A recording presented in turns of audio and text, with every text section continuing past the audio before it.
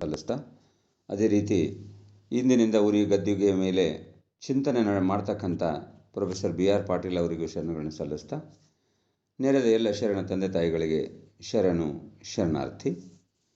ಗರಿಕೆ ಹುಲ್ಲಿನ ಬಗ್ಗೆ ಮೊನ್ನೆಯಿಂದ ಚಿಂತನೆ ಮಾಡ್ತಾ ಇದ್ದೀವಿ. ನಿನ್ನೆ ಸುಮಾರು ನಮ್ಮ ಕೃಷ್ಣ ಶೆಟ್ಟರ್ ಹೇಳಿದಂಥ ಒಂದು 10 ಪಾಯಿಂಟ್ಗಳನ್ನು ನಾವು ನೋಡಿದ್ದೀವಿ. ಇವತ್ತು ಮುಂದುವರಿದು ಇದು ಕ್ಯಾನ್ಸರ್, ರಕ್ತದ ಕ್ಯಾನ್ಸರ್, ಲಿವರ್ ಕ್ಯಾನ್ಸರ್, ಗೆಡ್ಡೆಗಳು, ಟ್ಯೂಮರ್ ಸಹಿತ ವಾಸಿ ಮಾಡಲಿಕ್ಕೆ ಸಹಾಯ ಆಗುತ್ತೆ ಇದು ಅಂತ ಹೇಳ್ತಾ ಇದ್ದಾರೆ. ರಕ್ತದಲ್ಲಿನ ಆಮ್ಲತೆಯನ್ನು ತಗ್ಗಿಸುವುದು, ಗ್ಯಾಸ್ಟ್ರಿಕ್ ತೊಂದರೆಗಳಲ್ಲಿ ಉಪಯೋಗಿಸಬಹುದು. ಇನ್ನು ಅನ್ನನಾಳದಲ್ಲಿ ಉರಿ ಮತ್ತು ಉರಿಯೂತ ಹಾಗೂ ಶ್ವಾಸಕೋಶದ ತೊಂದರೆಗಳಿದ್ದಲ್ಲಿ ಸಹಿತ ಅದನ್ನು ಉಪಯೋಗಿಸಬಹುದು. ನರಗಳ ನಿಶ್ಶಕ್ತಿ ನಿವಾರಿಸುವುದು ಹಾಗೂ ಬಲಯುತವಾಗಿ ಮಾಡುವುದು. ರಕ್ತದಲ್ಲಿ ಅನಗತ್ಯದ ಕೊಲೆಸ್ಟ್ರಾಲ್ ಮಟ್ಟವನ್ನು ತಗ್ಗಿಸುತ್ತದೆ. ಹೃದಯದ ತೊಂದರೆಗಳಲ್ಲಿ ಉಪಯುಕ್ತ. ಕೀಲುಗಳ ಉರಿಯೂತವನ್ನು ಅಂದರೆ ರೊಮಟೈಡ್ ಆರ್ಥರೈಟಿಸ್ ಅಂತ ಏನು ಕರಿತಾ ಇದ್ದಾರೆ, ಇವತ್ತು ರೊಮ್ಯಾಟಿಸಮ್ ಅಂತ ಕರಿತಾ ಇದ್ದಾರೆ. ಅಂದರೆ ಬಾವುಗಳು, ಕೀಲುಗಳ ಮಂಡಿ ನೋವು ಅಂತ ನಾವೇನು ಕರಿತೇವೆ, ಅಂಥದ್ದು ಸಹಿತ ಅದು ಈ ಗರಿಕೆ ಕಡಿಮೆ ಮಾಡುತ್ತೆ ಅಂತ ಹೇಳ್ತಾ ಇದ್ದಾರೆ. ಯಕೃತ್ ಅಂದರೆ ಲಿವರ್, ಸ್ಪ್ಲೀನ್ ಅಥವಾ ಪ್ಲೀಹ ಅಂತ ಕರಿತೀವಿ ಅದಕ್ಕೆ, ಅವುಗಳು ಸಮರ್ಪಕವಾಗಿ ಕಾರ್ಯನಿರ್ವಹಿಸುವಂತೆ ಮಾಡುತ್ತೆ ಅಂತ ಈ ಒಂದು ಗರಿಕೆ ಹುಲ್ಲಿನ ರಸ. ಕ್ಷಯರೋಗವಿದ್ದಲ್ಲಿ ಸಹಿತ ಇದನ್ನು ಉಪಯೋಗಿಸ್ಬೋದು. ಜ್ವರ ಮತ್ತು ವಾಂತಿಗಳ ಶಮನಕ್ಕೆ ಉಪಯೋಗಿಸ್ಬೋದು. ನೋಡಿ, ಜ್ವರ ಮತ್ತು ಶಮನಕ್ಕೆ ಇದನ್ನು ಉಪಯೋಗಿಸುವಂತೆ ನಮ್ಮ ಇವರು ಮೊನ್ನೆ ಒಬ್ಬರು ಹೇಳ್ತಾಯಿದ್ರು, ಅಪ್ಪ ಸಾಹೇಬರು. ಅದರ ಜ್ವರ ಬಂದಾಗ ಅದನ್ನು ಬೇರು ತೊಗೊಂಡು ಅದನ್ನು ಕುದಿಸಿಬಿಟ್ಟು ಅದರದ್ದು 2 ಕಪ್ ನೀರು ಹಾಕಿ ಅದನ್ನು ಅರ್ಧ ಕಪ್ ಮಾಡಿಬಿಟ್ಟು ಆಮೇಲೆ ಕುಡಿಬೇಕು ಆರಿಸ್ಕೊಂಡು ಅಂತ ಹೇಳ್ತಾಯಿದ್ರು. ಹಾಗೆ ಸ್ವತಃ ಪ್ರಯೋಗ ಮಾಡಿದ್ದನ್ನು ನಾವಿಲ್ಲಿ ನೋಡ್ತಾ ಇದ್ದೀವಿ. ಅದೇ ರೀತಿ ಮೂತ್ರಕೋಶದ ತೊಂದರೆಗಳನ್ನು ನಿವಾರಿಸುತ್ತದೆ. ಒಟ್ಟಿನಲ್ಲಿ ಒಳಗಿನ ಹೊಲಸನ್ನು ತೆಗಿಲಿಕ್ಕೆ ಹೆಲ್ಪ್ ಆಗ್ತಾ ಇದೆ. ಅಜೀರ್ಣದ ತೊಂದರೆ ಇದ್ದರೆ, ಜಠರದ ಹುಣ್ಣುಗಳನ್ನು ಸಹಿತ ಇದು ನಿವಾರಣೆ ಮಾಡ್ತದಂತೆ. ದೃಷ್ಟಿ ದೋಷಗಳಿಗೆ ನಿವಾರಣೆಗೆ ಉಪಯುಕ್ತ. ಇದಕ್ಕೆ ನಾವು ಕಂಡುಕೊಂಡಿದ್ದೀವಿ ದೃಷ್ಟಿ ದೋಷಗಳಿಗೆ. ಯಾಕಂದರೆ ನಮ್ಮ ಕೃಷ್ಣ ಶೆಟ್ಟರೇ ಅವರ ತಂದೆಗೆ ಅದನ್ನು ಏನು ಡೆತ್ ಬೆಡ್ಡಲ್ಲಿರೋ ಸಂದರ್ಭದಲ್ಲಿ ಎಳೆನೀರಿನಲ್ಲಿ ಅವರು ಹಾಸ್ಪಿಟ್ಲಲ್ಲಿ ಗರಿಕೆ ಜ್ಯೂಸ್ ಕೊಟ್ಟರೆ ಏನಾದ್ರು ಬೈತಾರೆ ಅಂಥೇಳಿ ಎಳ್ನೀರನ್ನಾಗ ಹಾಕಿ ಕುಡಿಸ್ತಾಯಿದ್ರು. ಅವರು ಮನೆಗೆ ಬಂದ ಮೇಲೆ ಯಾವುದೋ ಪೇಪರ್ ತೊಗೊಂಡು ಓದಕ್ಕೆ ಹೋದರೆ ಹಾಗೆ ಓದಕ್ಕೆ ಪ್ರಾರಂಭ ಮಾಡಿದ್ರಂತ. ಸುಮಾರು 85-90 ವರ್ಷ ಇದ್ದಂಥ ವ್ಯಕ್ತಿ ಕಣ್ಣುಗಳು ಸುಧಾರಣೆ ಆಗಿದ್ದನ್ನು ನಾವು ಅಲ್ಲಿ ನೋಡಿದ್ದೀವಿ. ಅದೇ ರೀತಿ ಸಿಹಿಮೂತ್ರ ರೋಗದಲ್ಲಿ ಉಪಯುಕ್ತ. ಅಂದರೆ ಡಯಾಬಿಟಿಸ್ನವರು ಸಹಿತ ಇದನ್ನು ಬಳಸ್ಬೋದು. ಡಯಾಬಿಟಿಸ್ನವರು ಅದಕ್ಕೇನು ಜೇನುತುಪ್ಪ ಬೆಲ್ಲ ಏನು ಹಾಕಬೇಕಾಗಿಲ್ಲ, ಹಾಗೆ ಅದನ್ನು ಕುಡಿಬೋದು. ತದನಂತರದಲ್ಲಿ ರಕ್ತ ಒಸರುವ ಅಥವಾ ಸಾಧಾರಣ ಮೂಲವ್ಯಾಧಿ ಮಾತ್ರ ಅಲ್ಲಿಯೂ ಸಹಿತ, ಅಂದರೆ ಪೈಲ್ಸು ಏನಿರ್ತದೆ, ಪೈಲ್ಸ್ ಪ್ರಾಬ್ಲಮ್ ಅಂಥವರು ಸಹಿತ ಏನು ವಿತೌಟ್ ಬ್ಲೀಡಿಂಗ್ ಇಲ್ಲದೇ ಇದ್ದರೆ, ವಿತೌಟ್ ಬ್ಲೀಡಿಂಗ್ ಎರಡು ಹೇಳ್ತಾ ಇದ್ದಾರೆ, ವಿತೌಟ್ ಬ್ಲೀಡಿಂಗ್ ಅಂತ, ಅಂಥವ್ರು ಸಹಿತ ಇದನ್ನು ಉಪಯೋಗಿಸ್ಬೋದು. ಕಜ್ಜಿ, ತುರಿ, ಇಸುಬು. ನೋಡಿ, ಮೊನ್ನೆ ಅಪ್ಪ ಸಾಹೇಬರು ಯಾರೊಬ್ಬರು ಹೇಳ್ತಾಯಿದ್ರು, ಆ ಹುಲ್ಲು ತೊಗೊಂಡ್ಬಿಟ್ಟು ತಿಕ್ತಾ ಇದ್ರು ಅಂತ. ತಿಕ್ಕೋದ್ರಿಂದ ತಮ್ಮದು ಏನು ಚರ್ಮ ರೋಗ ವಾಸಿ ಆಯಿತು ಅಂತ ಹೇಳ್ತಾಯಿದ್ರು. ನಮ್ಮ ಒಬ್ಬರು ಇವರು ಶೆಟ್ಟರೇ, ನಮ್ಮ ಡಾಕ್ಟರು ಡರ್ಮಟಾಲಜಿಸ್ಟ್ ಅಂತ ಏನು ಕರಿತೀವಿ, ಚರ್ಮದ ರೋಗದ ವೈದ್ಯ, ಸಂಗೊಳ್ಳಿ ಅಂತಿದ್ರು ಮಹಾಲಕ್ಷ್ಮಿ ಲೇಔಟಲ್ಲಿ. ಅವ್ರ ವೈಫಿಗೆ ಅವರು ಸ್ಕಿನ್ ಪ್ರಾಬ್ಲಮ್ ಕಡಿಮೆ ಮಾಡೋಕ್ಕಾಗಿರಲಿಲ್ಲ. ಶೆಟ್ರ್ ಮನೆಗೆ ಹೋದಾಗ ಏನೋ ಕಾಫಿ ಕುಡಿಯೋ ಟೈಮ್ದಲ್ಲಿ, ಅಮ್ಮ ನೀವು ಗರಿಕೆ ತೊಗೊಳ್ಳಿ, ನಿಮ್ಗೆ ಈ ಏನಾದ್ರು ಕೇಳಿದ್ರಂತ ಅವ್ರ ವೈಫು. ಕೇಳಿದ ತಕ್ಷಣ ಗರಿಕೆ ಜ್ಯೂಸ್ ಹೇಳಿದ ತಕ್ಷಣ ಅವ್ರಿಗೆ ವಾಸಿಯಾಗಿತ್ತು ಅದು. ಸೊ ಹಾಗಾಗಿ ಚರ್ಮದ ರೋಗಗಳಿಗೆ ಸಹಿತ ಬಹಳ ಉಪಯುಕ್ತವಾಗಿರ್ತಕ್ಕಂಥದ್ದು ಈ ಗರಿಕೆ ಹುಲ್ಲಿನ ಜ್ಯೂಸು. ಮಕ್ಕಳಿಗೆ ಆಹಾರವು ಸಮರ್ಪಕವಾಗಿ ಜೀರ್ಣವಾಗಲು ಜೇನು ಬೆರೆಸಿದ ಗರಿಕೆ ರಸವನ್ನು ಕೊಡಬೇಕು. ಮಕ್ಕಳಿಗೆ ಆಹಾರ ಡೈಜೆಸ್ಟ್ ಆಗಲಿಕ್ಕೆ ಜೇನು ಬೆರೆಸಿದ್ದ ಗರಿಕೆ ಜ್ಯೂಸನ್ನು ಕೊಡೋದು ಒಳ್ಳೆಯದು. ಕಿವಿ ಸೋರುವಿಕೆಯನ್ನು ತಡೆಗಟ್ಟಲು ಅನುಕೂಲಕರ. ಕಿವಿ ಸೋರೋದು ಕಡಿಮೆ ಆಕೈತೆ ಅಂತ ಇದರಿಂದ. ಇದರ ಬಳಕೆಯಿಂದ ಕಣ್ಣಿನ ಬಿಳಿ ಭಾಗದಲ್ಲಿ ಕೆಂಪು ಕಲೆಗಳು ಮೂಡಿದ್ದಲ್ಲಿ ಮಾಯವಾಗುವುದು. ಮೂಗಿನಲ್ಲಿ ನಿರಂತರವಾಗಿ ನೀರು ಸೋರುವಿಕೆ ನಿಲ್ಲಿಸಲು ಸಹಿತ ಇದು ಉಪಯುಕ್ತ. ಸ್ತ್ರೀಯರ ಮಾಸಿಕ ತೊಂದರೆಗಳಲ್ಲಿ ಇದರ ಸೇವನೆ ಬಹಳಷ್ಟು ಅನುಕೂಲವಾಗುತ್ತದೆ. ಏನು ಪೀರಿಯಡ್ಸ್ ಪ್ರಾಬ್ಲಮ್ ಏನಾರು ಇರ್ತದೆ ಅಂಥದ್ದು ಏನು ಹೆವಿ ಬ್ಲೀಡಿಂಗ್ ಇರ್ಬೋದು, ಹೊಟ್ಟೆ ನೋವು ಬರ್ತಿರ್ಬೋದು, ಕೈಕಾಲು ಹರಿಯೋದಾಗ್ತಿರ್ಬೋದು, ಅಂಥದ್ದೆಲ್ಲ ಈ ಕಡಿಮೆ ಆಗುತ್ತೆ ಗರಿಕೆ ಸೇವನೆ, ಹುಲ್ಲಿನ ಸೇವನೆಯಿಂದ ಅಂತ ಹೇಳ್ತಾ ಇದ್ದಾರೆ. ವಿವಿಧ ರೀತಿಯ ತಲೆನೋವು ಅಂದರೆ ಅರ್ಧ ತಲೆನೋವು, ಮೈಗ್ರೇನ್ ಅಂತ ನಾವೇನು ಕರಿತಾ ಇದ್ದೀವಿ, ಈ ಮೈಗ್ರೇನ್ ಕಡಿಮೆ ಆಗಲಿಕ್ಕೆ ಸಹಿತ ಇದ್ರದ್ದು ಪ್ರಯೋಜನ ಇದೆ ಅಂತ ಹೇಳ್ತಾ ಇದ್ದಾರೆ. ಶರೀರದಲ್ಲಿ ರೋಗ ನಿರೋಧಕ ಶಕ್ತಿ ಜಾಸ್ತಿ ಆಗುತ್ತೆ. ಹಸಿವು ಉಂಟಾಗದಿರುವ ಸಂದರ್ಭದಲ್ಲಿ ಹಸಿವಾಗುವಂತೆ ಮಾಡುತ್ತದೆ. ಅಲ್ಲದೆ ಹಲವು ಗಂಟೆಗಳವರೆಗೆ ಹಸಿವನ್ನು ತಡೆಯುವ ಶಕ್ತಿಯನ್ನು ಒದಗಿಸುತ್ತದೆ. ಈ ಗರಿಕೆ ಜ್ಯೂಸ್ ಕುಡಿದ್ರೆ ಹಸಿವು ಸ್ವಲ್ಪ ಕಡಿಮೆ ಆಗಿಬಿಡ್ತದೆ ಅಷ್ಟೇ. ಹಸಿವು ಕಡಿಮೆ ಆಗುತ್ತೆ ಅಂದರೆ ತಡೆಯುವಂಥ ಶಕ್ತಿ ನಮ್ಮಲ್ಲಿ ಜಾಸ್ತಿ ಆಗುತ್ತೆ, ಆ ಸಾಮರ್ಥ್ಯ ಜಾಸ್ತಿ ಆಗುತ್ತೆ. ಯಾಕಂದರೆ ರಸದ ತಕ್ಷಣ ನಮ್ಗೆ ಅದು ತಿನ್ಬೇಕು ಇದು ತಿನ್ಬೇಕು ಅಂತಿರ್ತೀವಿ, ಅದು ಕಡಿಮೆ ಆಗುತ್ತೆ ಇದರಲ್ಲಿ. ಬಾಯಿಯಲ್ಲಿನ ದುರ್ಗಂಧವನ್ನು ನಿವಾರಿಸುತ್ತದೆ ಗರಿಕೆ ಹುಲ್ಲಿನ ಜ್ಯೂಸು. ಗಾಯಗಳಿಂದ ಒಸರುವ ರಕ್ತವನ್ನು ಸಹಿತ ನಿಲ್ಲಿಸುತ್ತದೆ. ಅಂಗಾಲು ಉರಿತ, ಮೈಯೆಲ್ಲ ಚುಚ್ಚಿದಂತಾಗುವ ನೋವಿಗೆ ಶಮನ ನೀಡುವುದು. ಕೆಲವರು ಡಯಾಬಿಟಿಸ್ನವರು ಅಂಗಾಲು ಉರಿತ ಇದೆ ಅಂತಿರ್ತಾರೆ, ಅಂಥವರು ಸಹಿತ ಈ ಜ್ಯೂಸ್ ಕುಡಿಯೋದ್ರಿಂದ ಆ ಅಂಗಾಲು ಉರಿ ಕಡಿಮೆ ಆಗುತ್ತೆ. ಉತ್ತಮ ಕ್ರಿಮಿನಾಶಕವಾಗಿ ಕಾರ್ಯನಿರ್ವಹಿಸುವುದು. ಸ್ಥೂಲಕಾಯ, ಬೊಜ್ಜು ನಿವಾರಿಸಲು ಸಹಿತ ಉಪಯುಕ್ತ. ಲೈಂಗಿಕ ತೊಂದರೆಗಳನ್ನು ನಿವಾರಿಸುವುದು ಹಾಗೂ ಕುಂದಿರುವ ಶಕ್ತಿಯನ್ನು ಸಹಿತ ಹೆಚ್ಚಿಸಿ ಪುನರುಜ್ಜೀವನಗೊಳಿಸುತ್ತದೆ. ನೆರೆಗೂದಲು ಕಡಿಮೆಯಾಗುವುದು ಹಾಗೂ ಅಕಾಲ ನೆರೆಯನ್ನು ತಡೆಗಟ್ಟುವುದು. ಇದು ನಾನು ಸ್ವತಃ ನಮ್ಮ ಶ್ರೀಮತಿಯವರ ಮೇಲೆ ಪ್ರಯೋಗ ಮಾಡಿದಾಗ ಇದು ನಾನು ಕಂಡು ಬಂದಿದೆ. ಈ ಬಿಳಿ ಕೂದಲು ಇರ್ತಕ್ಕಂಥದ್ದು ಕಡಿಮೆ ಆಗ್ತಕ್ಕಂಥದ್ದು. ಯಾಕೆಂದರೆ ಒಂದು 15-20 ವರ್ಷದ ಕೆಳಗಡೆ ನಾವು ಬೆಂಗಳೂರಲ್ಲಿದ್ದಾಗ ನಮ್ಮ ಶ್ರೀಮತಿಯವರು ಈ ಅಡುಗೆ ಮಾಡಿ ಒಂದು ಬಳೆ ಇರ್ತದೆ ನೋಡ್ರಿ, ಆ ಪಾತ್ರೆಯನ್ನು ಇಡ್ತಕ್ಕಂಥ ಬಳೆ, ಆ ಬಳೆ ಕೆಳಗಡೆ ಇಟ್ಕೊಂಡಿದ್ದಾರೆ, ಇಟ್ಕೊಂಡು ಅಡುಗೆ ಮಾಡ್ತಾ ಇದ್ದಾರೆ. ಕಾಲು ಜಾರಿ ಬಿದ್ದುಬಿಟ್ರು, ಕೂತರು. ಕಾಲು ಜಾರಿ ಕೂತ ತಕ್ಷಣ ಏನಾಯಿತು, ಈ ಕೊಕೆಕ್ಸ್ ಅಂತ ಹೇಳ್ತೀವಿ ಬೆನ್ನು ಉರಿಯಲ್ಲಿ ಕೆಳಭಾಗ, ಅದು ಭೂಮಿಗೆ ಟಚ್ ಆಗಿಬಿಟ್ಟು ಅವರಿಗೆ ಒಂಥರ ಸ್ಲಿಪ್ ಡಿಸ್ಕ್ ಆಗಿ ಬಹಳ ತೊಂದರೆ ಅನುಭವಿಸಿದರು. ಆಗ ಹೋಗಿ ಸುಮಾರು ನಾವು ಕಳೆದ 35 ವರ್ಷದಿಂದ ಈ ಪ್ರಕೃತಿ ಚಿಕಿತ್ಸೆಗೆ ಬಂದ ಮೇಲೆ ಡಾಕ್ಟ್ರ್ ಹತ್ರ ಹೋಗೋದು ಕಡಿಮೆ. ಏನೋ ಹಲ್ಲಿನ ತೊಂದರೆ ಬಂದಾಗ ಅನಿವಾರ್ಯ ಅಲ್ಲಿ ಹೋಗ್ತಾ ಇದ್ದೀವಿ. ಇಲ್ಲಿ ಬರೀ ಟೆಸ್ಟ್ ಮಾಡಿಸ್ಕೊಂಡು ಬರೋಕ್ಕಂತ ಹೋಗ್ತಿದ್ದೀವಿ ಅಷ್ಟೇ. ಬಂದ ಮೇಲೆ ಉಳಿದಿದ್ದೆಲ್ಲ ಮನೆಯಲ್ಲೇ ಟ್ರೀಟ್ಮೆಂಟ್ ಕೊಡ್ತಾಯಿದ್ದೀವಿ. ಒಬ್ಬರು ಕೇರಳದಿಂದ ಒಬ್ಬರು ಬಂದಿದ್ದರು, ವಿಶ್ವಂಬರನ್ ಅಂತ ಹೇಳಿ, ಅವರು ನ್ಯಾಚುರೋಪತ್ತು.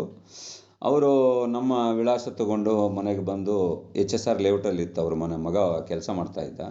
ಮನೆಗೆ ಬಂದು ಹೀಗೆ ಚರ್ಚೆ ಮಾಡ್ತಾ ಇದ್ದಾಗ ಈ ತೆಂಗಿನಕಾಯಿದ ಬಗ್ಗೆನೇ ಚರ್ಚೆ ಆಯಿತು. ಅವ್ರು ಹೇಳಿದರು, ತೆಂಗಿನ ಹಾಲು, ಈ ತೆಂಗಿನ ಗಿಡ ಬೆಳಿಬೇಕಾಯ್ತರೆ 6-7 ವರ್ಷ ಆಗುತ್ತೆ. ಈ ಹೈಬ್ರಿಡ್ ಅಂಕ ಈಗ 3 ವರ್ಷಕ್ಕೆ ಫಲಗಳನ್ನು ನೀಡ್ತಾ ಇದ್ದಾವೆ. ಆದರೆ ಮುಂಚಿನ ನಾಟಿ ಏನಿದಾವಲ್ಲ ತೆಂಗಿನ ಮರಗಳು, ಅವು 3-4 ವರ್ಷಕ್ಕೆ ಕೊಡೋದಿಲ್ಲ, ಅವು 5-6 ವರ್ಷ ಆದಮೇಲೆ ಕೊಡ್ತವೆ. ಯಾವುದು ಜಾಸ್ತಿ ದಿವಸ ಆದಮೇಲೆ ಅದು ಬೆಳೆದು ಕೊಡ್ತದೋ ಅದು ಭಾಳ ಒಳ್ಳೆಯದು ಅಂತ ಹೇಳಿ ಅವರು ನಮ್ಮ ಶ್ರೀಮತಿಯವ್ರ ಸಮಸ್ಯೆ ನೋಡಿ ಅವರು, ಇಲ್ಲ ಇವರಿಗೆ ತೆಂಗಿನ ಹಾಲನ್ನು ಒಂದಿಷ್ಟು ಮಾಡಿಕೊಡ್ರಿ, ಆ ತೆಂಗಿನ ಹಾಲು ಮಾಡಿ ಅರ್ಧ ಕಪ್ಪನ್ನು ಗರಿಕೆ ಜ್ಯೂಸು 2 ಮಿಕ್ಸ್ ಮಾಡಿಕೊಡಿ ಅಂದರು. ಸುಮಾರು 1 ತಿಂಗಳ ತನಕ ಕೊಟ್ಟಿದ್ದೀವಿ ನಾವು. ಅವ್ರಿಗೆ ಬೇರೆ ಟ್ರೀಟ್ಮೆಂಟಿಂದನೂ ಕಡಿಮೆ ಆಯಿತು, ಅದ್ರ ಜೊತೆಗೆ ಇದು ಒಂದು ಹೆಲ್ಪ್ ಆಗಿತ್ತು. ನರಗಳ ಶಕ್ತಿ ಬರೋಕ್ಕೂ ಆಯಿತು, ನರ ಸ್ಟ್ರೆಂತ್ ಆಗುತ್ತೆ, ಇದು ಮೂಳೆಗಳು ಬಹಳ ಒಳ್ಳೆಯದಾಗಕ್ಕೆ ಸಹಾಯ ಆಯಿತು ಇದು 2. ಅದ್ರ ಜೊತೆಗೆ ಇನ್ನೊಂದು ಅಬ್ಸರ್ವ್ ಮಾಡಿದರು, ಅವ್ರ ಕೂದಲು ನಾವು ಅದನ್ನು ಗಮನಿಸಿರಲಿಲ್ಲ. ಒಂದು 3 ತಿಂಗಳಾದಮೇಲೆ 2 ಇಂಚಿನಷ್ಟು ಉದ್ದ ಕೂದಲು ಬೆಳೀತು. ಆದರೆ ಕೂದಲ ಬೆಳ್ಳಗೆ ಇರಲಿಲ್ಲ. ಆಕೆದು ಮೊದಲಿಂದ ಬೆಳ್ಳಗೆ ಇತ್ತು. ಆಕೆ ಮದುವೆ ಆದಾಗೆಲ್ಲ ಇದನ್ನು ಹಚ್ಕೊಂಡಿದ್ರು. ಆದರೆ ನಾವು ಕೆಂಜು ಥರ ಕೂದಲು ಬಂತು. ಹಾಗೆ ನೆರೆ ಕೂದಲನ್ನು ಇದು ಕಡಿಮೆ ಮಾಡುತ್ತೆ ಅಂತ ಹೇಳ್ತಾ ಇದ್ದಾರೆ. ತಾಯಿ ಎದೆ ಹಾಲಿನ ರಸದಲ್ಲಿ ಗರಿಕೆ ರಸದ ಕೆಲವು ಹನಿಗಳನ್ನು ಸೇರಿಸಿ ಕುಡಿಯುವುದರಿಂದ ಮಕ್ಕಳಿಗೆ ಪೋಷಕಾಂಶಗಳು ದೊರೆಯುತ್ತವೆ. ಎದೆ ಹಾಲಿನೊಳಗೆ ಮಕ್ಕಳಿಗೆ ಸಹಿತ ಈ ಗರಿಕೆ ರಸವನ್ನು ಕೊಡ್ಬೋದು. ನಾನು ನಮ್ಮ ಮೊಮ್ಮಗನಿಗೆ ಅಥವಾ ಮೊಮ್ಮಗಳನ್ನು ಹುಟ್ಟಿದಾಗ ಸಾಮಾನ್ಯವಾಗಿ 6 ತಿಂಗಳವರೆಗೆ ಮಗುಗೇನು ಹಾಕೋದಿಲ್ಲ. ನಾವೇನು ಮಾಡ್ತೇವೆ ಅಂದರೆ ಇಂಕ್ ಪಿಲ್ಲರ್ ಥರ ತೊಗೊಂಡು ಗರಿಕೆ ರಸ ಮಾಡಿಕೊಂಡು ಒಮ್ಮೆ ತುಳಸಿ ರಸ ಮಾಡಿ ಒಮ್ಮೆ ಎಳ್ನೀರು ಮಾಡಿ ಒಂದೊಂದು 3 ಡ್ರಾಪ್ಸ್ ಹಾಕ್ತಾಯಿದ್ದೀವಿ. ಈಗ ಪೋಲಿಯೋ ಡ್ರಾಪ್ಸ್ ಹಾಕ್ತಾರಲ್ಲ, ಹಾಗೆ ಆ ಹುಟ್ಟಿದ ಮಗುವಿಂದ ಸ್ಟಾರ್ಟ್ ಮಾಡಿದೆ ನಾನು. ಈ ಗರಿಕೆಯನ್ನು ಬೇರೆ ಬೇರೆ ರಸಗಳನ್ನೆಲ್ಲ ನಾನು ಸ್ಟಾರ್ಟ್ ಮಾಡ್ತಾಯಿದ್ದೆ. 6 ತಿಂಗಳ ತನಕ ಏನು ಕೊಡಬಾರ್ದಂತ ನಮ್ಮ ಹುಟ್ಟಿದ ಮಗುವಿಗೆ. ಆದರೆ ನಾನು ಈ ಪ್ರಯೋಗ ಮಾಡಿದ್ದೀನಿ. ಆ ಹುಡುಗರು ಹೆಂಗಾಗಿದ್ದಾರೆ ಅಂದರೆ, ಅವರು ಇವತ್ತು ಈ 18 ವರ್ಷ ಇದ್ದ ನಮ್ಮ ಮೊಮ್ಮಗ, ಅವನಿಗೆ ಇವತ್ತು ಯಾವುದೂ ತೊಂದರೆ ಮೆಜಾರಿಟಿ ಇಲ್ಲ ಅವನಿಗೆ. ಅವ್ರ ಮಗನೇ ನಮ್ಮ ಹಳೆಯನೇ ಮೆಡಿಕಲ್ ರಿಪ್ರೆಸೆಂಟೇಟಿವ್ ಇದ್ದಾರೆ ಕಂಪ್ನಿದು. ಇದ್ದರೂ ಸಹಿತ ಈ ಗರಿಕೆ ಜ್ಯೂಸನ್ನು ಅವ್ರಿಗೆ ಕೊಟ್ಟು ಬೇರೆ ಬೇರೆ ರಸಗಳನ್ನು ಕೊಟ್ಟು ಅವರಿಗೆ ಆರೋಗ್ಯವನ್ನು ಇದನ್ನು ಮಾಡ್ತಾ ಇದ್ದೀವಿ ಅಂತ ಹೇಳ್ತಾ, ಈಗಾಗಲೇ ವೇಳೆ ಆಗಿರೋದನ್ನು ತಮ್ಮಲ್ಲಿ ಮತ್ತೆ ಇದರ ಬಗ್ಗೆ ಮತ್ತೆ ನಾಳೆ ಮುಂದುವರಿಸ್ತೇನೆ ಅಂತ ಹೇಳ್ತಾ, ತಾವು ಆದಷ್ಟು ಹೆಚ್ಚಿನ ಸಂಖ್ಯೆಯಲ್ಲಿ ನಿಮ್ಮ ಸ್ನೇಹಿತರಿಗೆಲ್ಲ ಕಳಿಸಿ ಇದಕ್ಕೆ ಜಾಯ್ನ್ ಆಗಲಿಕ್ಕೆ ಮಾಡಿ. ಜೊತೆಗೆ ನಿನ್ನೆ ಧರ್ಯಪ್ಪ ಪಡಿಸಲಿಗೆ ಅವರು ಬಾಳೆಹಣ್ಣಿನ ಪ್ರಯೋಗ ಮಾಡಿ ಹಾಕಿದ್ದಾರೆ, ಅದನ್ನು ಗುರುಪಲ ಹಾಕಿದ್ದೀನಿ, ಅದನ್ನು ನೋಡಿ ಅಂತ ಹೇಳ್ತಾ ಹೆಚ್ಚಿನ ಜನಕ್ಕೆ ಇನ್ನು ಸೇರಿಸಿ ಇನ್ನು ಉರಿಗದ್ದಿಗೆ ಪ್ರಾರಂಭ ಆಗುತ್ತೆ ಅಂತ ಅವರಿಗೂ ಸಹಿತ ಶರಣ ಸಲ್ಲಿಸ್ತಾ ನನ್ನ ಮಾತಿಗೆ ವಿರಾಮ ನೀಡ್ತಾ ಇದ್ದೇನೆ. ಸರ್ವರಿಗೂ ಶರಣು ಶರಣಾರ್ಥಿ.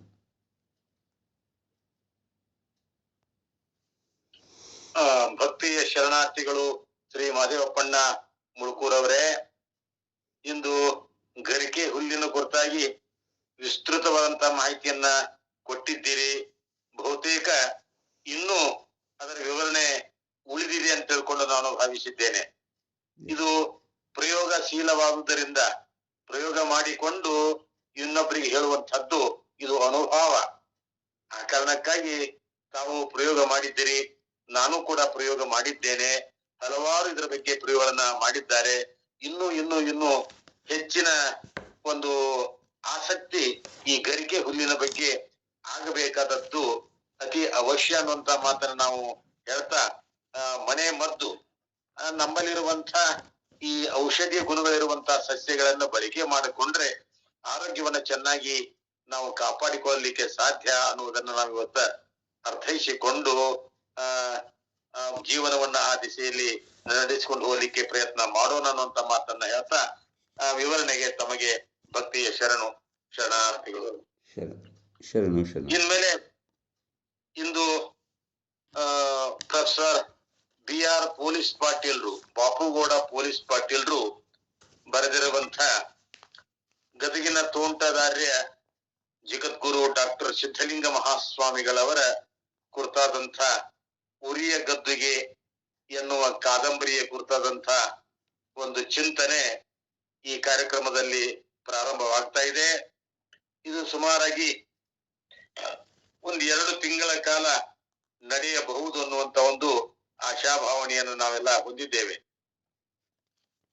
BR ಪೊಲೀಸ್ ಪಾಟೀಲ್ರು ಮೂಲತಃ ವಿಜಯಪುರ ಜಿಲ್ಲೆಯವರು, ಕೊಣ್ಣೂರವರು. ಅವರು ಬನಹಟ್ಟಿಯ SRA ಪದವಿ ಪೂರ್ವ ಮಹಾವಿದ್ಯಾಲಯದಲ್ಲಿ ಆಂಗ್ಲ ಭಾಷಾ ಉಪನ್ಯಾಸಕರಾಗಿ, ಅದೇ ಕಾಲೇಜಿನ ಪ್ರಾಂಶುಪಾಲರಾಗಿ ಒಳ್ಳೆಯ ಆಡಳಿತವನ್ನ ನೀಡುತ್ತಾ ತಮ್ಮ ವೃತ್ತಿಯೊಂದಿಗೆ ಸಾಹಿತ್ಯದ ಪ್ರವೃತ್ತಿಯನ್ನ ಬೆಳೆಸಿಕೊಂಡು ಅದರಲ್ಲಿ ನಾಟಕ, ಕವಿತೆ, ಜಾನಪದ ಸಾಹಿತ್ಯ, ಶರಣ ಸಾಹಿತ್ಯ, ಕಾದಂಬರಿ, ಜೀವನ ಚರಿತ್ರೆ, ಹೀಗೆ ಸಾಹಿತ್ಯದ ಎಲ್ಲ ಆಯಾಮಗಳನ್ನ ತಮ್ಮಲ್ಲಿ ರೂಢಿಸಿಕೊಂಡು ವಾತ್ಸಲ್ಯ ವಿಚಾರ ವೇದಿಕೆ ಎಂಬ ಒಂದು ಸಂಸ್ಥೆಯ ಮೂಲಕ ಅವಿರತವಾಗಿ ಬಿಟ್ಟೂ ಬಿಡದೆ ಕಾರ್ಯಕ್ರಮಗಳನ್ನ ಹಮ್ಮಿಕೊಳ್ತಾ ಇದ್ರು. ಈಗಾಗಲೇ BR ಪೊಲೀಸ್ ಪಾಟೀಲ್ರು ತಮ್ಮ ರೇಡಿಯೋ ನಾಟಕಗಳ ಮೂಲಕವಾಗಿ ಕನ್ನಡ ನಾಡಿನ ತುಂಬೆಲ್ಲ ಪ್ರಸಿದ್ಧಿಯಾಗಿದ್ದಾರೆ. ಸುಮಾರು 70ಕ್ಕೂ ಹೆಚ್ಚು ರೇಡಿಯೋ ನಾಟಕಗಳನ್ನ ಬರೆದು ಅವರು ಪ್ರಸ್ತುತಪಡಿಸಿದ್ದಾರೆ. ಅವೆಲ್ಲವೂ ಆಕಾಶವಾಣಿಯಿಂದ ಬಿತ್ತರಗೊಂಡಿವೆ. ಆ ನಾಟಕಗಳನ್ನ ಕೇಳುವುದೇ ಒಂದು ಸೊಗಸು. ಆ ನಾಟಕ ಅದು ಶ್ರಾವ್ಯ ಮಾಧ್ಯಮ ಇದ್ರೂ ಕೂಡ ದೃಶ್ಯ ಮಾಧ್ಯಮದಂತೆ ಕಣ್ಮುಂದೆ ಅದು ಕುಣಿತಾ ಇದೆ. ಅಂಥ ಭಾಷೆ, ನಾವಾಡುವ ಈ ಆಡು ಭಾಷೆಯನ್ನೇ ತಮ್ಮ ನಾಟಕೀಯ ಭಾಷೆಗಳಲ್ಲಿ ಬಳಸ್ತಾ ಅದು ಹೃದಯಂಗಮಾಗುವ ಹಾಗೆ ಅವರು ರಚನೆ ಮಾಡಿದ್ದಾರೆ. ಅವರ ಕವಿತೆಗಳು ಅನೇಕ, ಯಾವ ನಿಟ್ಟಿನಿಂದ ಅವರನ್ನು ನೋಡಿದರೂ ಕೂಡ ಅವರಲ್ಲಿ ಒಂದು ಪ್ರತಿಭೆಯನ್ನು ನಾವು ಕಂಡೇ ಕಾಣ್ತೇವೆ. ಬಾಗಲಕೋಟೆ ಜಿಲ್ಲೆಯ ಕನ್ನಡ ಸಾಹಿತ್ಯ ಪರಿಷತ್ತಿನ ಅಧ್ಯಕ್ಷರಾಗಿ ಅಖಿಲ ಭಾರತ ಕನ್ನಡ ಸಾಹಿತ್ಯ ಸಮ್ಮೇಳನವನ್ನ ಮುಧೋಳದಲ್ಲಿ ಏರ್ಪಾಡು ಮಾಡಿದ್ದು ಅವರ ಅವಿಸ್ಮರಣೀಯವಾದಂತಹ ಸಂಗತಿ. ಅಂಥವರು ಅನೇಕ ಸಂಘ ಸಂಸ್ಥೆಗಳೊಂದಿಗೆ ನಿಕಟ ಸಂಪರ್ಕವನ್ನು ಇಟ್ಟುಕೊಂಡು ಎಲ್ಲರ ಹೃದಯದಲ್ಲಿ ತಮ್ಮ ಸ್ಥಾನವನ್ನು ಭದ್ರವಾಗಿ ಇಟ್ಟುಕೊಂಡಿದ್ದಾರೆ.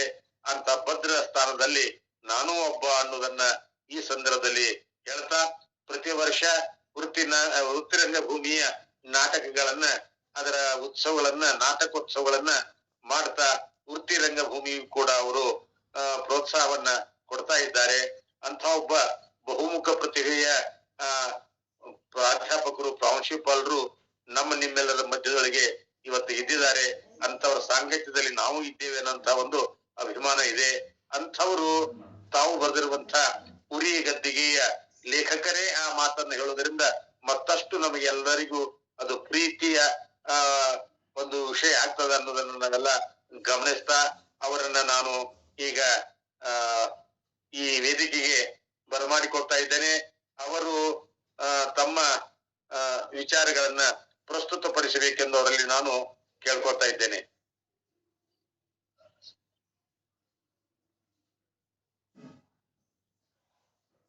ಎಲ್ಲರಿಗೂ ಶರಣಾರ್ಥಿ. ಸ್ನೇಹಿತರಾದ ಹಿರಿಯ ಮಠಪತಿಯವರು ನನ್ನ ಪರಿಚಯ ಮಾಡುವಾಗ ನನ್ನ ಸಾಧನೆಗಿಂತ ಅವರ ಪ್ರೀತಿ ಒಂದು ಗುಂಜೆ ಹೆಚ್ಚು ತೂಗಿತು ಅಂತ ನನಗನ್ನಿಸ್ತು. ಸಂತೋಷ. ಈ ಜಗತ್ತಿನಲ್ಲಿ ಎಲ್ಲ ಸಂಬಂಧಗಳಲ್ಲಿ ಅತ್ಯಮೂಲ್ಯವಾದಂತಹದ್ದು ಸ್ನೇಹ. ಅದಕ್ಕೆ ಬೆಲೆ ಕಟ್ಟಲಿಕ್ಕೆ ಆಗೋದಿಲ್ಲ. ನಾನು ಸಾಹಿತ್ಯ ಕ್ಷೇತ್ರದ ಎಲ್ಲ ಪ್ರಕಾರಗಳಲ್ಲೂ ಬರೆಯುವ ಪ್ರಯತ್ನ ಮಾಡಿದ್ದೇನೆ. ಸಾಹಿತ್ಯ ಅಂದ್ರೆ ನಾನು ಒಂದು ಮ್ಯಾಥಮೆಟಿಕಲ್ ಡೆಫಿನೇಷನ್ ಹೇಳ್ತಾ ಇರ್ತೀನಿ. Literature is equal to facts minus something plus imagination ಅಂತ. ಬದುಕಿನಲ್ಲಿ ನಡೆಯುವಂತಹ ಘಟನೆಗಳು, ಅದರಲ್ಲಿನ ಅನಗತ್ಯವಾದ ವಿವರ, ಅದಕ್ಕೆ ಟ್ರ್ಯಾಶ್ ಅಂತ ಕರಿತೇವೆ ನಾವು, ಅದನ್ನ ತೆಗೆದು ಹಾಕಿ ಕವಿ ತನ್ನ ಕಲ್ಪನೆಯನ್ನ ಸೇರಿಸಿ ಬರೆಯೋದಾಗ್ಲಿ ಹಾಡೋದಾಗ್ಲಿ ಅದು ಸಾಹಿತ್ಯ ಅನ್ನಿಸ್ಕೊಂತದ ಅಂತ. ಹಾಗೆ ಸೃಜನಾತ್ಮಕವಾದಂತಹ ಸಾಹಿತ್ಯದ ಒಂದು ವ್ಯಾಖ್ಯೆ ಇದು. ಹೀಗೆ ಬೇರೆ ಬೇರೆ ಪ್ರಕಾರಗಳಲ್ಲಿ ನಾನು ಬರೆಯುವಾಗ ಕೆಲವರು ತಕರಾರು ಮಾಡಿದರು. ನೀವು ನಾಟಕ ಕ್ಷೇತ್ರದಲ್ಲಿ ನಿಮ್ಮ ಸಾಧನೆಯನ್ನ ಮುಂದುವರಿಸಬೇಕು, ಎಲ್ಲ ಪ್ರಕಾರಗಳಲ್ಲೂ ಬರೀಬಾರದು. ಕಾಳಜಿಯಿಂದ ಅವರು ನನಗೆ ಆ ಮಾತನ್ನ ಹೇಳಿದರು. ಆಗ ನಾನು ಅವ್ರು ಹೇಳಿದ್ದೇನು ಅಂತಂದ್ರೆ, ನಮಗೆ ಹೊಳೆಯುವಂತಹ ವಿಚಾರಗಳಲ್ಲಿ ಅದರ ಕ್ಯಾನ್ವಾಸ್, ಅಂದ್ರೆ ವಿಷಯದ ವ್ಯಾಪ್ತಿ ಎಷ್ಟು ದೊಡ್ಡದಿರ್ತದೆ ಅಥವಾ ಚಿಕ್ಕದಿರ್ತದೆ ಅದರ ಮೇಲಿಂದ ಪ್ರಕಾರವನ್ನ ನಿರ್ಧಾರ ಮಾಡ್ಬೇಕೇ ವಿನಃ ಹೊಳೆದಂತ ಎಲ್ಲಾ ವಿಚಾರಗಳನ್ನು ಕೇವಲ ನಾಟಕದಲ್ಲೇನೆ ನಾವು ಅಭಿವ್ಯಕ್ತಿ ಪಡಿಸ್ಲಿಕ್ಕೆ ಆಗೋದಿಲ್ಲ. ಆದ್ರೆ ನಾವು ಎಲ್ಲಾ ಪ್ರಕಾರಗಳಲ್ಲಿ ಬರೆದದ್ದು ಎಲ್ಲವೂ ಶ್ರೇಷ್ಠ ಅಂತ ಹೇಳಿ ಹೇಳ್ಕೊಳ್ಳೋದು ಕೂಡ ಅಷ್ಟೇ ಅಹಂಕಾರದ ಮಾತು. ಹಾಗಾಗಿ ನಾನು ಅವ್ರಿಗೆ ಆಯ್ತು, ಪ್ರಯತ್ನ ಮಾಡ್ತೇನೆ, ಆದ್ರೆ ಕೆಲವು ಸಂಗತಿಗಳು ಬೇರೆ ಪ್ರಕಾರಗಳಿಗೆ ಒಗ್ಗಿದಾಗ ಆ ಪ್ರಕಾರದಲ್ಲೇನೆ ಅಭಿವ್ಯಕ್ತಿ ಮಾಡೋದು ಸರಿ ಅಂತ ಹೇಳಿ ನಾನು ಹೇಳ್ತಾ, ನಾಟಕದ ಜೊತೆಗೆ ಕವಿತೆಗಳನ್ನ, ಚುಟುಕುಗಳನ್ನ, ಲಾವಣಿಗಳನ್ನ, ತತ್ವಪದಗಳನ್ನ, ಆಮೇಲೆ ಮಕ್ಕಳ ಸಾಹಿತ್ಯದಲ್ಲಿ ಮಕ್ಕಳ ಕಥೆಗಳನ್ನ, ಮಕ್ಕಳ ಕಾದಂಬರಿ, ಮಕ್ಕಳ ನಾಟಕ, ಜೊತೆಗೆ ಕಾದಂಬರಿ ಪ್ರಕಾರದಲ್ಲೂ ನಾನು ಕೃಷಿ ಮಾಡಿದೆ. ಲಲಿತ ಪ್ರಬಂಧ, ವಿಮರ್ಶೆ, ವಿಚಾರ ಸಾಹಿತ್ಯ, ಅಂಕಣ ಬರಹ. ನಾನು ಯಾವಾಗ ಬರೆದ್ರು ಕೂಡ ನನಗೆ ಸ್ಫೂರ್ತಿ ಬಂದು ನಾನು ಅಭಿವ್ಯಕ್ತಿಪಡಿಸಿದ ವಿಚಾರ ನನಗೆ ಸರಿ ಅನ್ನಿಸಿದ್ರೆ ಮಾತ್ರ ಅದನ್ನ ನಾನು ಹೊರಗೆ ಬಿಡ್ತೇನೆ, ಇಲ್ದಿದ್ರೆ ಅದನ್ನ ಬಿಡಲ್ಲ. ಆದ್ರೆ ನಾನು ಬರೆದಂತ ಎಲ್ಲಾ ಪ್ರಕಾರದ ಸಾಹಿತ್ಯ ಓದುಗರ ಕೈಗೆ, ನೋಡುಗರಿಗೆ ಮತ್ತು ಶ್ರೋತೃಗಳಿಗೆ, ವಿಮರ್ಶಕರಿಗೆ ಬಿದ್ದಾಗ ಸ್ಪರ್ಧೆಗಳಲ್ಲಿ, ಅನೇಕ ಸ್ಪರ್ಧೆಗಳಲ್ಲಿ ನಾನು ಬರೆದ ಹೆಚ್ಚು ಕಡಿಮೆ ಎಲ್ಲಾ ಪ್ರಕಾರದ ಸಾಹಿತ್ಯಕ್ಕೂ ರಾಷ್ಟ್ರ ಮತ್ತು ರಾಜ್ಯ ಮಟ್ಟದ ಪ್ರಶಸ್ತಿಗಳು ಬರುವುದರ ಮೂಲಕ ಆ ಮನ್ನಣೆ ಸಿಕ್ಕಾಗ ನನಗೆ ಯಾರು ಅಡ್ವೈಸ್ ಮಾಡಿದ್ರು, ಉಪದೇಶ ಮಾಡಿದ್ರು, ಅವರೇ ಬಂದು ನೀವು ಹೇಳಿದ್ದು ಸರಿ, ಕ್ಯಾನ್ವಾಸಿಗೆ ತಕ್ಕಂತ ಪ್ರಕಾರವನ್ನ ಆಯ್ಕೆ ಮಾಡ್ಕೊಳ್ಳೋದೇ ಸರಿ ಅಂತ ಅವ್ರು ಹೇಳಿ, ಹಾಗೆ ನನ್ನ ಸಾಹಿತ್ಯದ ಅಭಿಮಾನಿಗಳಾದ್ರು. ಇದನ್ನ ಯಾಕೆ ನಾನು ಹೇಳ್ತಾ ಇದ್ದೇನೆ ಅಂದ್ರೆ, ಇಲ್ಲಿ ಪ್ರತಿನಿತ್ಯ ಸೇರ್ತಾ ಇರೋರಲ್ಲಿ ಅನೇಕರಲ್ಲಿ ಅಂತ ಒಂದು ಪ್ರತಿಭೆ ಅದ ಅನ್ನೋದನ್ನ ನಾನು ಗಮನಿಸ್ತಾ ಇರ್ತೇನೆ. ಆದ್ರೆ ನಾನು ಬರೆಯೋದಿಲ್ಲ, ನನಗ್ ಬರ್ಲಿಕ್ಕೆ ಬರೋದಿಲ್ಲ ಅನ್ನುವಂಥ ಒಂದು ತರಹದ ಕೀಳರಿಮೆ ಇರ್ತದಲ್ಲ, ಆ ಕೀಳರಿಮೆಯನ್ನ ದೂರ ಮಾಡಿ ಏನು ನಮಗ ಅನಿಸ್ತದೆ ಅದನ್ನ ಬರೆದಿಡೋದು. ನಮ್ಮ ಬರಹದ ಮೊದಲ ಓದುಗರು ನಾವೇ ಆಗಿರ್ಬೇಕು. ನಾ ನಾಟಕಗಳನ್ನ ಬರೆಯುವಾಗ ಆ ನಾಟಕದ ಮೊದಲ ಅಭಿನಯ ನನ್ನ ಮನೋರಂಗದಲ್ಲೇನೆ ಆಗಿರ್ತದೆ. ಮೊದಲು ಒಳಗಡೆ ಅದನ್ನ ರಂಗ ಪ್ರಯೋಗ ಮಾಡಿಯೇ ಅದನ್ನ ನಾನು ಅಕ್ಷರ ರೂಪಕ್ಕೆ ಇಳಿಸ್ತಾ ಇರ್ತೇನೆ. ಹೀಗೆ ನಮ್ಮ ಸಾಹಿತ್ಯದ ಕೃಷಿ ನಡೆದು ಬರ್ತದೆ. ಈ ಕಾದಂಬರಿಗಳ ವಿಷಯಕ್ಕೆ ಬಂದಾಗ ಬಹಳ ವರ್ಷಗಳ ಹಿಂದೆ, 25-30 ವರ್ಷಗಳ ಹಿಂದೆನೆ ನಾನು ಪರಕಾಯದಲ್ಲಿ 4 ದಿನ ಅನ್ನುವಂತ ಒಂದು ಕಾದಂಬರಿಯನ್ನ ಬರೆದೆ. ಆಮೇಲೆ ಭೀಕರ ಬರಗಾಲದ ಸಂದರ್ಭದಲ್ಲಿ ನನ್ನ ಮನಸ್ಸನ್ನ ಕಲಕಿದಂತ ಘಟನೆಗಳನ್ನ ಆಧರಿಸಿ ದೊರೆ ಇಲ್ಲ ದೂರಿಗೆ ಅನ್ನುವಂತ ಒಂದು ಕಾದಂಬರಿ ಬರೆದೆ. ಆದ್ರೆ ನಾನು ಬರೆದ ಸಾಹಿತ್ಯವನ್ನೆಲ್ಲ ಪ್ರಕಟಿಸಬೇಕು ಅನ್ನುವಂತ ಅವಸರ ಪ್ರಕೃತಿಯವ ಅಲ್ಲ ಅನ್ನೋ ಕಾರಣಕ್ಕಾಗಿ ಆ ಹಿಂದಿನ 2 ಕಾದಂಬರಿಗಳು ಪ್ರಕಟ ಆಗ್ಲಿಲ್ಲ.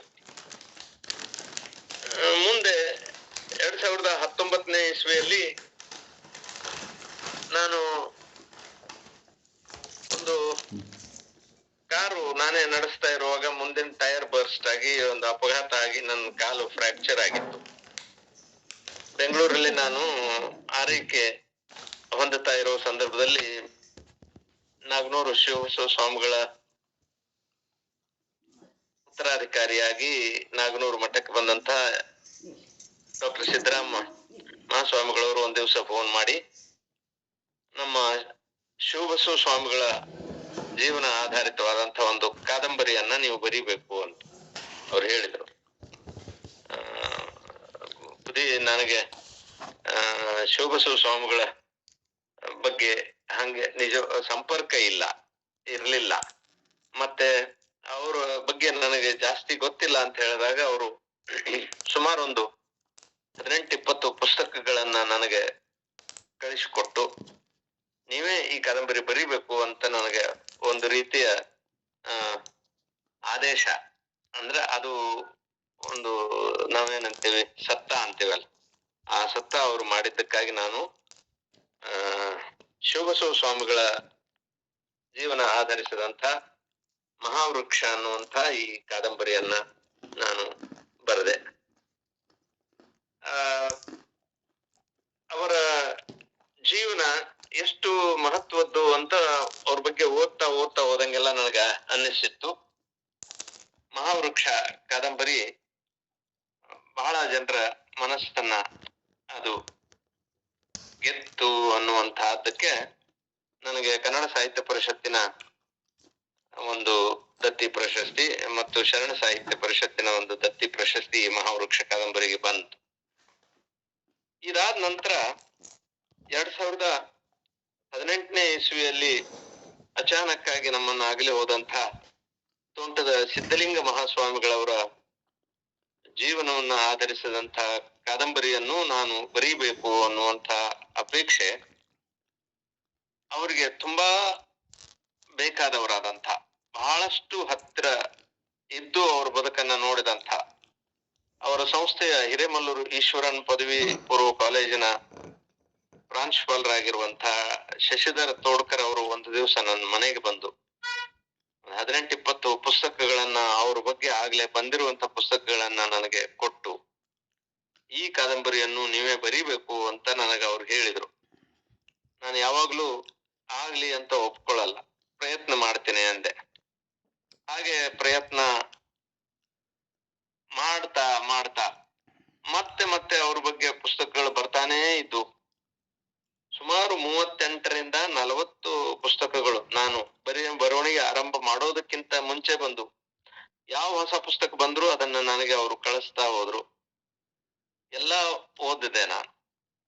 ಸುಮಾರು 6-7 ಸಾವಿರ ಪುಟಗಳಷ್ಟು ಸಾಹಿತ್ಯ ಅವ್ರ ಬಗ್ಗೆ ಬಂದದ್ದನ್ನ ಓದಿ ಟಿಪ್ಪಣಿ ಮಾಡ್ಕೊಳ್ತಾ ಇದ್ದೆ. ನನ್ನ ವಿದ್ಯಾರ್ಥಿ ಜೀವನದಲ್ಲೇನೆ ನಾನು ಇದನ್ನ ರೂಢಿ ಮಾಡ್ಕೊಂಡಿದ್ದೇನೆ. ಯಾರೇ ಮಾತಾಡ್ತಾ ಇರ್ಲಿ, ಅವ್ರು ದೊಡ್ಡವರೇ ಇರ್ಲಿ ಚಿಕ್ಕವರೇ ಇರ್ಲಿ, ಯಾರ ವಿಚಾರಗಳು ಉತ್ತಮವಾಗಿರ್ತಾವೋ, ಅವು ದಾಖಲೆಗೆ ಅರ್ಹರಾಗಿರ್ತಾವ ಅಂತವನ್ನ ನಾನು ಟಿಪ್ಪಣಿ ಮಾಡ್ಕೊಂಡು ಇಟ್ಕೊಳ್ಳೋದು ನನ್ನ ರೂಢಿ. ಹಂಗ ನಾನು ಟಿಪ್ಪಣಿ ಮಾಡಿ ಇಟ್ಕೊಂತ ಹೋದೆ. 6-7 ಸಾವಿರ ಪುಟಗಳ ಪುಸ್ತಕ ಓದಿದ ಮೇಲೆ ನನಗೆ ಒಂಥರ ವೈರಾಗ್ಯ ಬಂತು. ಇಷ್ಟೆಲ್ಲ ಅವ್ರ ಬಗ್ಗೆ ಹೇಳಿರುವಾಗ ನಾನು ಹೊಸದಿನ್ನ ಏನ್ ಹೇಳಲಿಕ್ಕೆ ಸಾಧ್ಯ ಇದೆ? ನನ್ನ ಕಡೆಯಿಂದ ಆಗೋದಿಲ್ಲ ಅಂತ ಅನ್ನಿಸ್ತು. ಅದಕ್ಕೆ ನಾನು ತೋಡ್ಕರ್ ಅವ್ರ ಹತ್ರ ಹೋಗಿ ಕ್ಷಮಾ ಮಾಡ್ಬೇಕು, ನೀವು ಅವ್ರ ಬಗ್ಗೆ ಓದ್ಲಿಕ್ಕೆ ನನಗೆ ಅವಕಾಶ ಮಾಡಿಕೊಟ್ರಿ, ಸಂತೋಷ, ಬಹಳ ಸಂತೋಷವನ್ನ ನಾನು ಅನುಭವಿಸಿದೆ. ಆದ್ರೆ ಅವ್ರ ಬಗ್ಗೆ ನನಗೆ ಬರೀಲಿಕ್ಕೆ ಆಗೋದಿಲ್ಲ, ಕ್ಷಮಾ ಮಾಡ್ರಿ ಅಂತ ನಾನು ಕೇಳಿದೆ. ಏನು ಹೊಸದ್ ಹೇಳ್ಯಾನ ಇವ ಅಂತ ಓದಿದವರು ಅಂದ್ರೆ ಆ ಬರವಣಿಗೆಗೆ ಅದು ಶ್ರೇಯಸ್ ಅಲ್ಲ ಅಂತ ನಾನು ಅವ್ರಿಗೆ ಹೇಳಿದಾಗ, ಅವರು ನನ್ನ ಬಗ್ಗೆ ಒಂದು ವಿಮರ್ಶೆ ಮಾಡಿದ್ರು. 1000 ಜನ ಅವ್ರ ಬಗ್ಗೆ ಬರಿಬಹುದ್ರಿ, ಆದ್ರ ನಿಮ್ಮ ಬರಹ ಬೇರೆನೆ ಇರ್ತದ ಅನ್ನುವಂತ ಆತ್ಮವಿಶ್ವಾಸ ನನಗೆ ಇದ್ದದ್ರಿಂದನೇ ನೀವೇ ಬರಿಬೇಕು ಅಂತ ನನಗ ಅನಿಸಿತ್ತು. ದಿವಸ ಹೋಗ್ಲಿ, ಬೇಕಾದಷ್ಟು ಹೋಗ್ಲಿ, ಆದ್ರೆ ಅದನ್ನ ನೀವೇ ಬರೀಬೇಕು ಅನ್ನುವಂತ ಪ್ರೀತಿಯ ಒತ್ತಾಯ ಅವರು ಮಾಡಿದ ಮೇಲೆ ನಾನು ಹಾಗೆ ಅವ್ರ ಬಗ್ಗೆ ಓದಿದ್ದು ಸಾಕಾಗ್ಲಿಲ್ಲ. ಅವ್ರ ಸಮಕಾಲೀನರು, ಕಿರಿಯ ಸಮಕಾಲೀನರು ಅನೇಕ ಜನ ಇನ್ನೂ ಜೀವಂತ ಇರೋದ್ರಿಂದ ಅವ್ರ ಹತ್ರ ಎಲ್ಲ ನಾನು ಹೋಗಿ ಮಾತಾಡಿ ಒಂದು ರೀತಿಯ ಸಂದರ್ಶನ ಮಾಡಿದಂಗ ಮಾಡಿ, ಅಷ್ಟೂ ಸಾಕಾಗ್ಲಿಲ್ಲ ನನ್ಗೆ. ಇನ್ನಷ್ಟು ಮತ್ತೆ ಯಾರ್ಯಾರು ಅದಾರ ಅಂತ ಹುಡುಕಿ 90ರ ಆಸ್ಪಾಸ್ನಲ್ಲಿ ಇರುವಂತಹ ಕೆಲವು ಜನರನ್ನ ಗುರುತಿಸಿ ಅವರನ್ನ ಸಂದರ್ಶನ ಮಾಡ್ಕೊಂಡು ಬರೋಣ ಅಂತ ಹೇಳಿ ನಾನು ಬೆಂಗಳೂರಿನಿಂದ ಬನಹಟ್ಟಿಗೆ ಬಂದು, ಬನಹಟ್ಟಿಯಿಂದ ಕಾರ್ ತಗೊಂಡು ಗದಗು, ಆಮೇಲೆ ಧಾರವಾಡ ಹೀಗೆಲ್ಲ ಹೋಗಿ ಸಂದರ್ಶನ ಮಾಡ್ಕೊಂಡು ಬರ್ಬೇಕು ಅಂತ ನಾನು ಸಿದ್ಧತೆ ಮಾಡ್ಕೊಂಡೆ. ಹಾಗೆ ಚಿಂಚಣಿಯ ಅಲ್ಲಂಪ್ರಭು ಸ್ವಾಮಿಗಳು ಅವರ ಮಠದಲ್ಲಿದ್ದು, ಅವ್ರ ಗರಡಿಯಲ್ಲೇ ತಯಾರಾದಂಥವ್ರು, ಅದ್ಭುತವಾದಂತಹ ಕಾರ್ಯ ಮಾಡಿದ್ರು. ಅವರನ್ನು ತುಂಬಾ ಹತ್ತಿರದಿಂದ ಬಲ್ಲವರು ಅನ್ನೋ ಕಾರಣಕ್ಕಾಗಿ ನಾನು ಅವರನ್ನೂ ಭೇಟಿ ಆಗೋಣ ಅಂತ ವಿಚಾರ ಮಾಡಿದೆ. ದುರ್ದೈವ ಏನು ಅಂತಂದ್ರ, ನಾನು ಯಾರನ್ನು ಭೇಟಿ ಆಗ್ಬೇಕು ಅವರು ಆ ಸಂದರ್ಭದಲ್ಲಿ, ನಾನು ಮೊದ್ಲೇ ಬರ್ತೀನಿ ಅಂತ ಹೇಳಿ ಬಂದಿದ್ರು ಕೂಡ ಯಾವುದೋ ಅನಿವಾರ್ಯ ಕಾರಣಗಳಿಗಾಗಿ ಅವರು ನನಗೆ ಸಿಗೋದಿಲ್ಲ ಅಂತ ಗೊತ್ತಾಗಿ, ಇನ್ನು 8 ದಿವಸ ಬಿಟ್ಟು ಬರ್ರಿ ಅಂತ ಅವ್ರು ಹೇಳಿದ್ದಕ್ಕೆ ನಾನು ಮತ್ತೆ ಬನಹಟ್ಟಿಯಿಂದ ರಾಯಲ್ ಟ್ರಾವೆಲ್ಸ್ ಮೂಲಕ ಬೆಂಗಳೂರಿಗೆ ಹೊರಟೆ. ಬಾಗಲಕೋಟೆಯಲ್ಲಿ ರಾತ್ರಿ 8:30 ಸುಮಾರು ಎಲ್ಲೋ ಒಂದು ಕಡೆ ಆ ಬಸ್ಸು ಒಬ್ಬ ಪ್ಯಾಸೆಂಜರ್ ಬರ್ತಾರ ಅಂತ ನಿಲ್ಲಿಸಿದ್ರು. ಹಾಗೆ ನಿಲ್ಲಿಸಿದ ಸಂದರ್ಭದೊಳಗ ಅರ್ಧ ಗಂಟೆ ನಿಂತಾಗ ಪ್ಯಾಸೆಂಜರು ಬಸ್ನವ್ರ ಮೇಲೆ ಕೂಗಾಡ್ಲಿಕ್ಕೆ ಶುರು ಮಾಡಿದ್ರು. ಎಷ್ಟೊತ್ತನ ನಿಲ್ಲಿಸ್ತೀರಿ, ಇಲ್ಲಿ ಯಾಕೆ ನಿಲ್ಲಿಸಿದಿರಿ ಅಂತ. ಇಲ್ಲ, ಒಬ್ರು ಬರೋದು ಬರ್ತೀವಿ ಅಂತ ಫೋನ್ ಮಾಡಿದ್ದಾರೆ, ಅದಕ್ಕೆ ನಾವು ಯಾರಾದ್ರೂ ರಿಸೆಸ್ಸಿಗೆ ಹೋಗಿ ಬರೋರಿದ್ರೆ ಹೋಗಿ ಬರ್ರಿ ಅಂತ ಹೇಳಿದ ಕೂಡ್ಲೇನೆ ಎಲ್ಲಾರು ಇಳಿದು ಹೋದ್ರು. ಕತ್ತಲು, ಕೋಣೆಗಳು. ನನಗೆ ಮುಂದೆ ಏನೋ ಬೆಳ್ಳಗೆ ನಿಂತು ಜನ ಕಾಣಿಸ್ತಿದ್ರು, ಆದ್ರೆ ಮತ್ತೇನು ಕಾಣ್ತಿರ್ಲಿಲ್ಲ. ಆ ಸಂದರ್ಭದಲ್ಲಿ ನನಗೆ ಮೊಬೈಲ್ ಟಾರ್ಚ್ ಉಪಯೋಗ ಮಾಡ್ಬೇಕು ಅಂತ ಅನ್ನಿಸ್ಲಿಲ್ಲ. ಅದೇ ಒಂದು ದುರಂತ. ಸೊ ಆ ಮುಂದೆ ನಿಂತವರನ್ನ ಅವಾಯ್ಡ್ ಮಾಡ್ಬೇಕು ಅಂತ ಎಡಗಡೆ ನಾನು ಕಾಲಿಟ್ಟಾಗ ಅಲ್ಲಿ ಒಂದು ಓಪನ್ ಗಟರ್ ಇತ್ತು, 4 ಫೂಟ್ ಆಳ. ಒಂದು ಕಾಲು ಆ ಗಟರ್ನಲ್ಲಿ ಹೋದ ತಕ್ಷಣನೇ ನಾನು ಆ ಕೆಳಗೆ ಬಿದ್ದಾಗ ಯಾವ ಕಾಲಿಗೆ ನನಗೆ ಮೊದಲೇ ಅಪಘಾತದಲ್ಲಿ ಪೆಟ್ಟಾಗಿತ್ತು ಅದೇ ಕಾಲು ಮತ್ತೆ ಫ್ರಾಕ್ಚರ್ ಆಯ್ತು. ಅವತ್ತು ಜುಲೈ 29, 2023.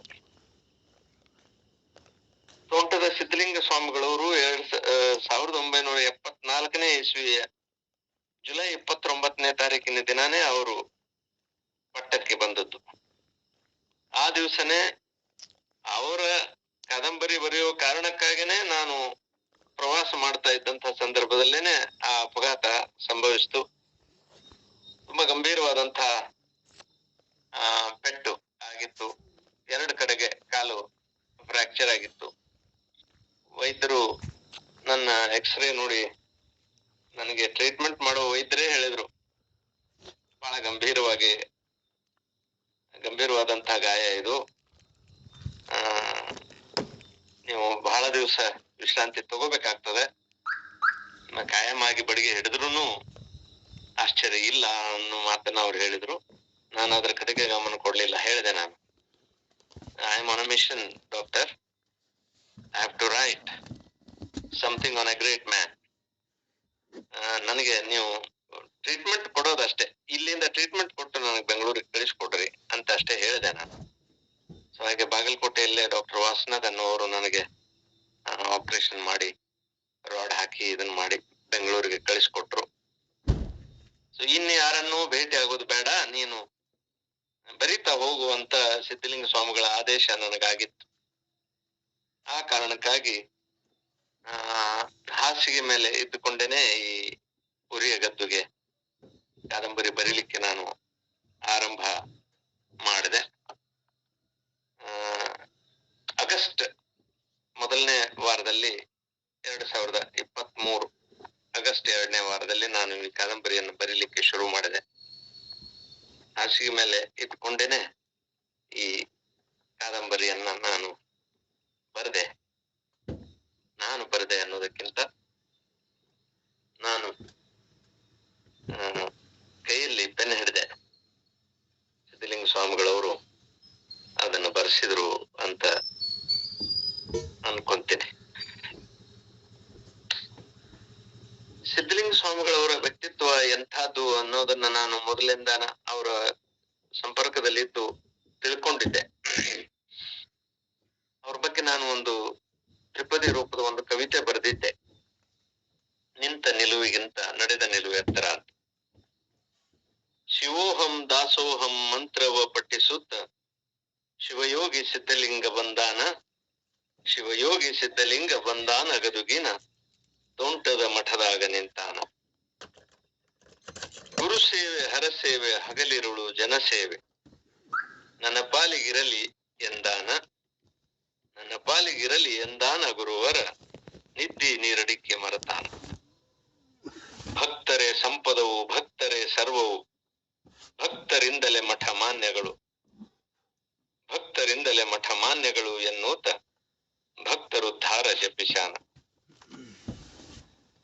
ಆಲೋಕ ಈ ಲೋಕ ಸ್ವರ್ಗ ಮರ್ತ್ಯ ಲೋಕ, ಆಲೋಕ ಈ ಲೋಕ ಸ್ವರ್ಗ ಮರ್ತ್ಯ ಲೋಕ, ಕಾಯಕ ಒಂದೇ ತಾರಕ ತೋಂಟದ ಮಠದ ಅಪ್ಪನ ಮಂತ್ರ ಕಾಯಕ. ಭೂಮ್ಯಾಗ ದುಡದಾನ ಸೀಮಿಯ ದಾಟ್ಯಾನ ಬಂಧನ ಹರಿದು ಒಗೆದಾನ ಬೆವರೀಲೆ ಭೂತಾಯಿಯ ಉಡಿ ತುಂಬ್ಯಾನ. ನಿಂತ ನಿಲುವಿಗಿಂತ ನಡೆದ ನಿಲುವೆತ್ತರ, ಸಾವಿರದ ಒಗಟಿಗೆ ಉತ್ತರ ನೀಡುತ್ತ ಎತ್ತರೆತ್ತರ ಬೆಳೆದು ನಿಂತಾನ. ನಿಂತಲ್ಲೇ ನೋಡುತ್ತ ನಗೆಮದ್ದು ನೀಡುತ್ತ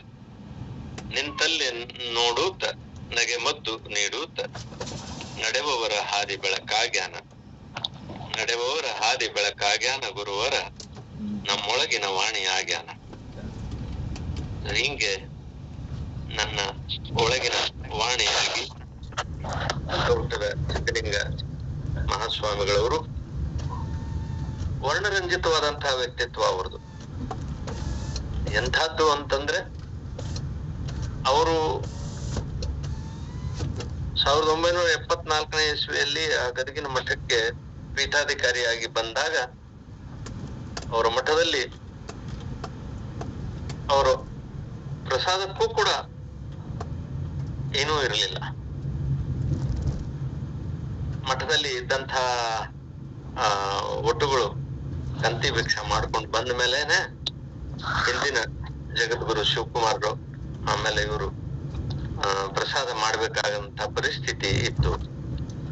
ಇಂಥ ಪರಿಸ್ಥಿತಿಯಿಂದ ಗದಗಿನ ತೋಂಟದಾರ್ಯ ಜಗದ್ಗುರು ಮಠವನ್ನ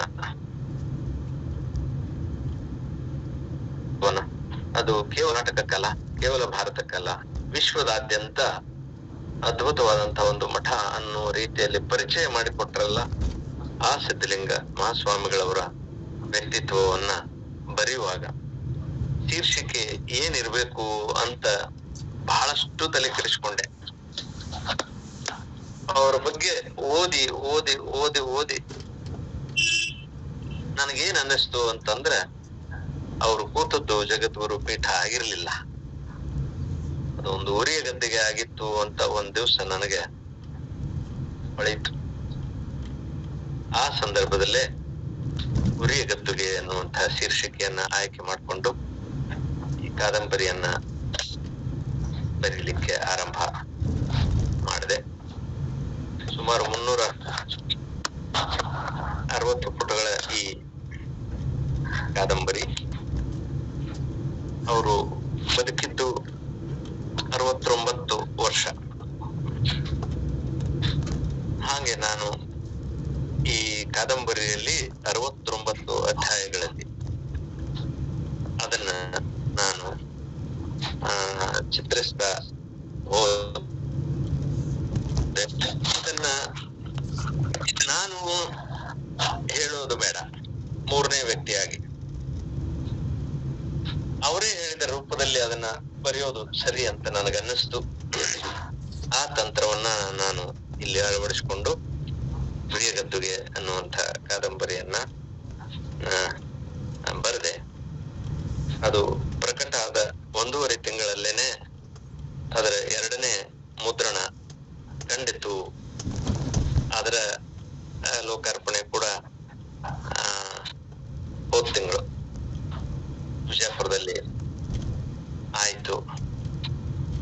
ತೋಂಟದಾರ್ಯ ಜಗದ್ಗುರುಗಳ ಸಾಧನೆ ತುಂಬಾ ದೊಡ್ಡದು ಅನ್ನೋದನ್ನ ಅವರ ಭಕ್ತರು ಮತ್ತು ಓದುಗರು, ಕೇವಲ ಗ್ರಾಮೀಣ ಮುಗ್ಧ ಭಕ್ತರು ಮಾತ್ರ ಅಲ್ಲ, ಪ್ರಜ್ಞಾವಂತ ಸಾಹಿತ್ಯದ ಓದುಗರು ಕೂಡ ಈ ಕಾದಂಬರಿಯನ್ನ ತುಂಬಾ ಮೆಚ್ಚಿಕೊಂಡು ನನಗೆ ಆಶೀರ್ವಾದ ಮಾಡಿದ್ದಾರೆ. ತಮ್ಮಂತ ಪ್ರಜ್ಞಾವಂತರ ಜೊತೆಗೆ ಈ ಕಾದಂಬರಿಯ ಪಾರಾಯಣದ ರೂಪದಲ್ಲಿ ಹಾಗೆ ನಾನು ಅದನ್ನು ಪರಿಚಯ ಮಾಡ್ಕೊಂತ ಹೋಗ್ತಾ ಇದ್ದೇನೆ. ತಮ್ಮಲ್ಲಿ ಒಂದು ವಿನಂತಿ, ಇದನ್ನ ತಾವು ಇಲ್ಲಿ ಕೇಳಿ ಇನ್ನೇನು ಆ ಕಾದಂಬರಿಯನ್ನ ತಗೊಂಡು ಓದೋದು ಅನ್ಬೇಡ್ರಿ. ನಾನು ಹೇಳೋದು ಸುಮ್ಮನೆ ಒಂದಿಷ್ಟು ಪರಿಚಯದ ರೂಪದಲ್ಲಿ ಮಾತ್ರ. ಆದ್ರೆ ನಿತ್ಯ ಆ ಒಂದೊಂದು ಅಧ್ಯಾಯಗಳನ್ನ ತಾವು ಓದ್ತಾ ಹೋದ್ರೆ ಅವರ ಬದುಕು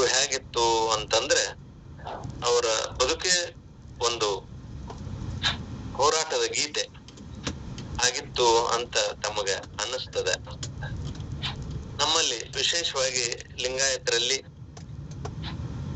ಅಭಿಮಾನ ಸ್ವಲ್ಪ ಕಡಿಮೆ. ನಮ್ಮವರನ್ನ ಈಗ ನೀವು ಕೇಳಿದ್ರಿ, ಇಲ್ಲಿ 28 ಜನ, 30 ಜನ, 40 ಜನ ಅದೀರಿ ಅಂತ ಇಟ್ಕೊಳ್ಳೋಣ. ಆದ್ರೆ ಲಕ್ಷ ಜನ ನಿಮ್ಮ ಲಕ್ಷ್ಯದಲ್ಲಿ ಇರ್ತಾರಲ್ಲ, ಅವರಿಗೂ ಕೂಡ ಇಂಥವ್ರ ಪರಿಚಯ ಆಗ್ಬೇಕು. ಅದಕ್ಕಾಗಿ ನಾನ್ ತಮ್ಮಲ್ಲಿ ವಿನಂತಿ ಮಾಡ್ಕೊಳ್ಳೋದು ಏನು ಅಂತಂದ್ರೆ, 360 ರೂಪಾಯಿ ಬೆಲೆ ಪುಸ್ತಕವನ್ನ ಕೇವಲ 200 ರೂಪಾಯಿಗಳಿಗೆ ಕೊಡೋಣ. ಹೆಚ್ಚು ಜನ ಇಂಥವ್ರ ಚರಿತ್ರೆಯನ್ನ ತಿಳ್ಕೊಳ್ಳಿ ಅನ್ನುವಂತ ಕಾರಣಕ್ಕಾಗಿ ಆ ಒಂದು ವ್ಯವಸ್ಥೆಯನ್ನ ನಾವು ಮಾಡಿದೀವಿ. ನಮ್ಗೆ ಮದುವೆ ಅಥವಾ ಎಂಥದ್ದು ಸಮಾರಂಭಗಳಲ್ಲಿ ಹಣ ಆಯರಿ ಮಾಡ್ತೇವಲ್ಲ, ಅದರ ಬದಲಾಗಿ ಈ ಕಾದಂಬರಿ ಇಂಥ ಒಳ್ಳೆಯ ಗ್ರಂಥಗಳನ್ನು ಕೊಡುವಂತ ಒಂದು ರೂಢಿಯನ್ನ ನಾವು ಹಾಕೊಂಡ್ರೆ ನಮ್ಮವರ ಚರಿತ್ರೆ ಹೆಚ್ಚು ಜನರಿಗೆ ತಲುಪಲಿಕ್ಕೆ ಸಾಧ್ಯ ಆಗ್ತದೆ. ಹಾಗಾಗಿ ತಮ್ಮಲ್ಲಿ ವಿನಂತಿ ಮಾಡ್ಕೋತೇನೆ, ಈ ಕಾದಂಬರಿಯನ್ನ ತಾವು ಹೆಚ್ಚು ಜನ ಓದೋ ಹಾಗೆ ಮಾಡ್ತೀರಿ ಅಂತ ಹೇಳಿ ನಾನು ಆಶಿಸಿ, ಹಿರಿಯ ಮಠಪತಿಯವರು ತಮಗಾಗಿ ತಾವು ಬದುಕ್ತಾ ಇಲ್ಲ. ಪ್ರಾಪಂಚಿಕರಾಗಿದ್ರೂ ಕೂಡ ಅವರು ಇಡೀ ಸಮುದಾಯವೇ ನನ್ನ ಪ್ರಪಂಚ ಅನ್ನೋ ರೀತಿಯಲ್ಲಿ ಒಳ್ಳೆಯದನ್ನ ಅವರಿಗೆ ತಲುಪಿಸೋಕಾಗಿ ಅವರು ತಮ್ಮ ಜೀವನವನ್ನೇ ಮುಡುಪಾಗಿ ಇಟ್ಟಾರೆ. ಯಾವ ಮಠಾಧೀಶರಿಗಿಂತ ಕಡಿಮೆ ಅವರು ಅಲ್ಲ ಅಂತ ನನಗ ಅನಿಸ್ತದೆ. ನಾನು ಕೇವಲ ಮುಖಸ್ತುತಿ ಮಾಡೋದಲ್ಲ, ಅವರು ಮಾಡಿದಂತ ಕಾರ್ಯ ಬಹಳ ದೊಡ್ಡದು ಅನ್ನೋದು ತಮಗೂ ಕೂಡ ಗೊತ್ತದೆ. ಹಾಗಾಗಿ ನೀವು ಕೂಡಿ ಒಳ್ಳೆಯದರ ಚಿಂತನ ನಡೆಸ್ತಾ ಬಂದಿದ್ದೀವಿ. ಈ ಚಿಂತನದ ಫಲಶ್ರುತಿ ನಮಗ್ ಮಾತ್ರ ಅಲ್ಲ, ನಮ್ಮ ಮುಂದಿನ ಪೀಳಿಗೆಯವರಿಗೆ ಅದು ದಕ್ತದೆ ಅಂತ ನಾನು ತಿಳ್ಕೊಂಡಿದ್ದೇನೆ. ಯಾಕಂದ್ರೆ ನಮ್ಮ ಚಾರಿತ್ರ್ಯ ಎಷ್ಟು ಶುದ್ಧ ಇರ್ತದನೋ ಅಷ್ಟೇ ನಮ್ಮ ಮುಂದಿನ ಪೀಳಿಗೆಯವರ ಚಾರಿತ್ರ್ಯವು ಶುದ್ಧ ಆಗ್ಲಿಕ್ಕೆ ಸಾಧ್ಯದ. ಅದಕ್ಕೆ ಈ ಉರಿಯ ಗದ್ದುಗೆ ಒಂದು ಪಾಯ ಆಗ್ಲಿ, ಬುನಾದಿ ಆಗ್ಲಿ ಅಂತ ಹೇಳಿ ನಾನು ಹಾರೈಸ್ತಾ, ನಾಳೆಯಿಂದ ತೋಂಟದ ಜಗದ್ಗುರುಗಳ ಕಥೆಯನ್ನ ನಾವು ನೋಡ್ತಾ ಹೋಗೋಣ. ಅವರು ಮಾಡಿದ ಕಾರ್ಯಗಳನ್ನ, ಅವರು ಬೆಳೆದ ವಿಸ್ತಾರವನ್ನ ನಮ್ಮೊಳಗೆ ತುಂಬ್ಕೊಂತ ಹೋಗೋಣ ಅಂತ ಹೇಳ್ತಾ, ನನಗೆ ಈ ಒಂದು ಗೌರವವನ್ನು ಕೊಟ್ಟಂತಹ ಶ್ರೀ ಹಿರಯ್ಯ ಮಠಪತಿಯವರಿಗೆ ತುಂಬಾ ಶ್ರದ್ಧೆಯಿಂದ ಪ್ರೀತಿಯಿಂದ ಕೇಳ್ತಾ ಇರುವಂತಹ ತಮಗೆಲ್ಲರಿಗೂ ಶರಣಾರ್ಥಿ. ಶರಣಾರ್ಥಿಗಳು.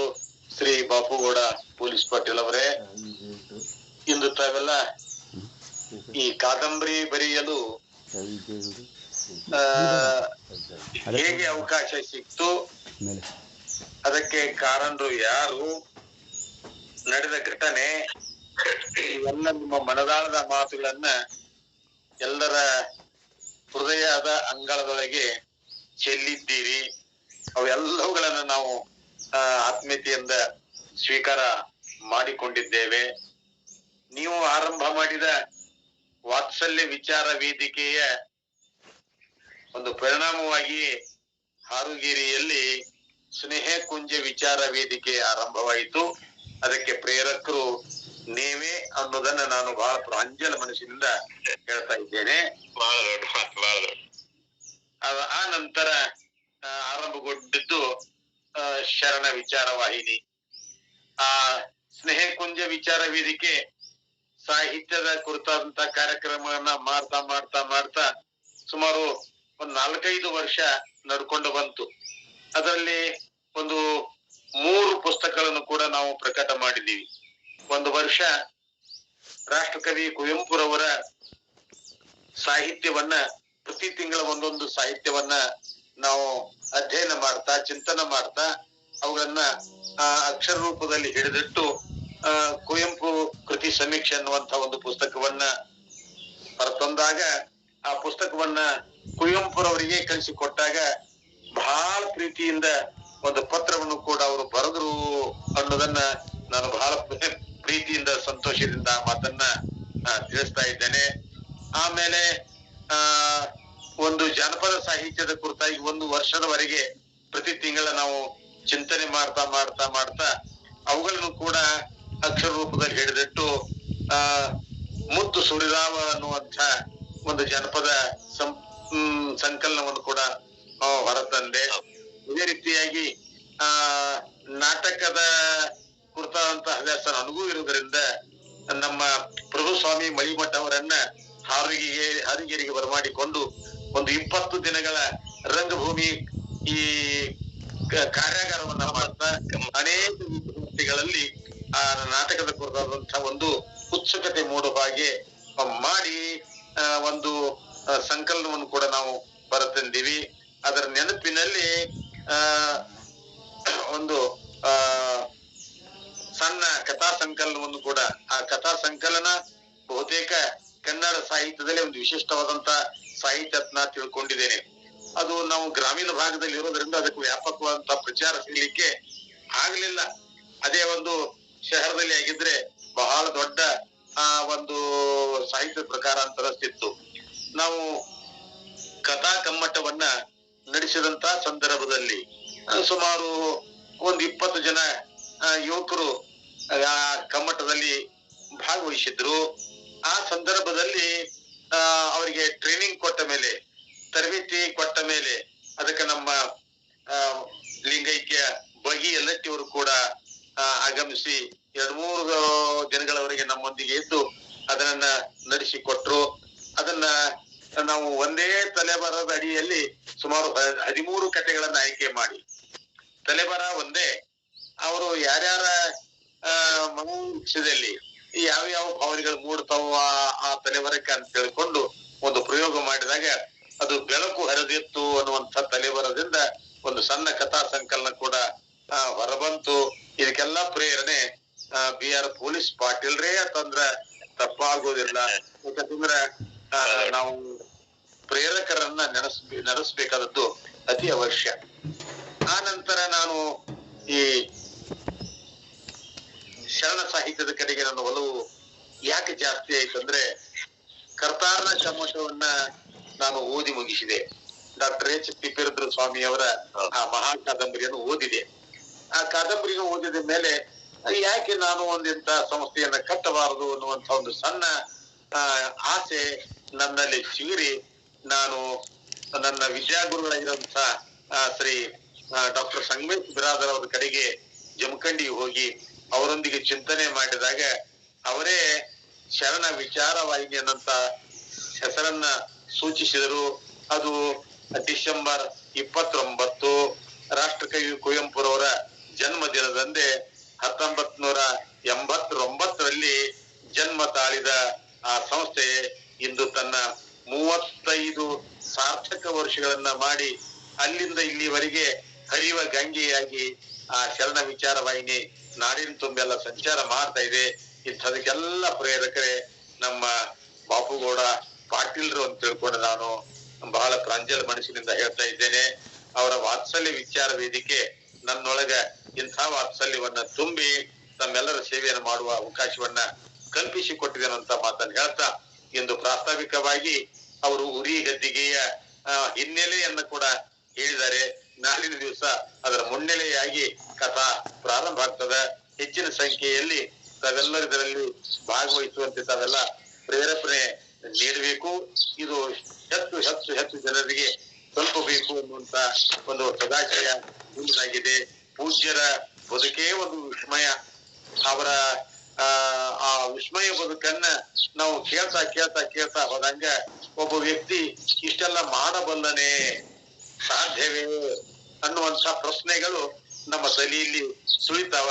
ಆದ್ರೆ ಅವರು ಮಾಡಿದ್ದೇ ಅದೇ ನಮಗೆ ಉತ್ತರವಾಗಿ ಸರ್ವವೂ ಸಾಧ್ಯ, ಏನೆಲ್ಲ ಮಾಡಲು ಸಾಧ್ಯ ಅನ್ನೋದಕ್ಕೆ ಅವರೇ ಉತ್ತರ ರೂಪವಾಗಿ ನಮ್ಗ ನೆಚ್ಚಿದ್ದಾರೆ ಅನ್ನುವಂತ ಮಾತನ್ನ ಹೇಳ್ತಾ, ಸಮಯ 6:09 ಆಗಿದೆ. ಹೆಚ್ಚಿನ ಸಮಯವನ್ನ ನಾನು ತೆಗೆದುಕೊಳ್ಳಲಾರದೆ ನಾಳೆ ಸರಿಯಾಗಿ 5:15ಕ್ಕೆ ಆರಂಭವಾಗುವಂತ ಈ ಗೂಗಲ್ ಮೀಟ್ ಕಾರ್ಯಕ್ರಮ 10 ನಿಮಿಷಗಳ ಒಂದು ಚಿಂತನೆ ಆರೋಗ್ಯದ ಕುರಿತಾಗಿ, ನಂತರ 5:30